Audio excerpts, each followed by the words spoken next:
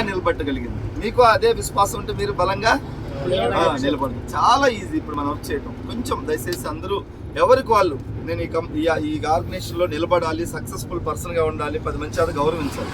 డబ్బు సంపాదిస్తేనే గౌరవం రాదు, గుర్తుపెట్టుకోండి. ఓకేనా? మీరు 100 సెంచరీలు చేసినా మీ క్యారెక్టర్ బాగా లేకపోతే, మీరు విలువలు లేకపోతే, తోటి వ్యక్తిని గౌరవించకపోతే మీకు రెస్పెక్ట్ దొరకదు, మార్కెట్లో దొరుకుదా? మీరు ఎన్ని సెంచరీలతో సమానం లేదు మీ క్యారెక్టర్. సచిన్ టెండూల్కర్ ఈ రోజు మన దేవుడిలా కొలుస్తుంది. దేనికోసం? ఆయన చాలా సందర్భాల్లో అవుట్ కాకపోయినా ఎంపైర్ పొరపాటున అవుట్ అని ప్రకటిస్తే బ్యాట్ తీసుకుని వెళ్ళిపోయింది, కానీ ఆర్గ్యుమెంట్ చేయలేదు. ఓకేనా?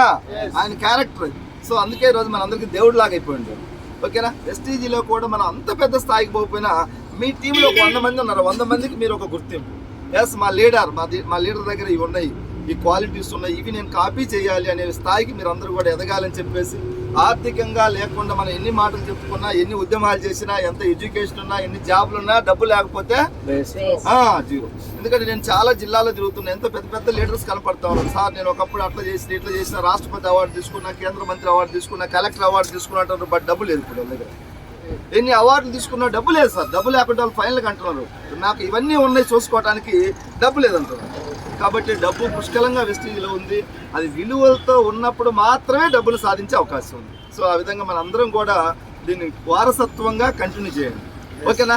నేనైతే గర్వపడతా ఉన్నా నా లక్షణాలు మా లీడర్స్ అందరికీ, వెంకటేష్ సార్కి, పాండ్ సార్కి, సైదుల్ సార్కి, సత్యం సార్కి, సీన్ సార్కి, సర్వశ్రీకి, బీబీ మేడంకి, జ్యోతికి, చాలా మంది లీడర్స్కి అవన్నీ కూడా కాపీ అయినాయి. వేదాది సార్కి ఇక్కడి నుంచి ఎక్కడికి కావాలి కాపీ?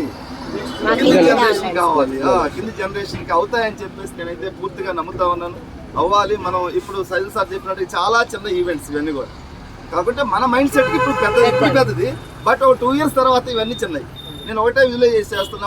2025లో వెస్టీజీలో మనం ఎక్కడైనా ఫారిన్ ట్రిప్ వెళ్ళి మీటింగ్ పెట్టుకోవాలని సడన్ నిర్ణయాలు తీసుకుంటే, ఒక ప్లానింగ్ లేకుండా ఒక 2 days ముందే నిర్ణయం తీసుకున్నామంటే, మనందరం కూడా ఎవరి కార్లలో వాళ్ళు వచ్చేసి ఎయిర్పోర్ట్లో శంషాబాద్లో పార్కింగ్ చేసి వెంటనే సింగపూర్ వెళ్ళాలి, అక్కడ 2 days ఎంజాయ్ చేసి మళ్ళీ వచ్చి.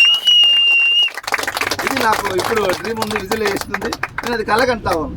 ఎవరికి ఒక గ్రూప్లో ఇట్లనే గోవా ట్రిప్ లాగా అప్పుడు టాప్ లీడర్స్ అని 5 lakhs అటెండెన్స్ గ్రూప్ ఒకటి ఏర్పాటు చేస్తే, ఆ గ్రూప్లో ఒక్క మెసేజ్ పెడితే 100 కార్లు ఎయిర్పోర్ట్కి వచ్చి ఆగాలి, 100 మంది ఫ్లైట్ ఎక్కాలి, వెళ్ళిపోయి మీటింగ్ చేసుకొని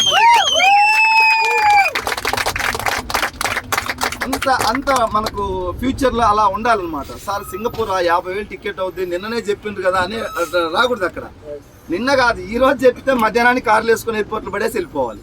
సో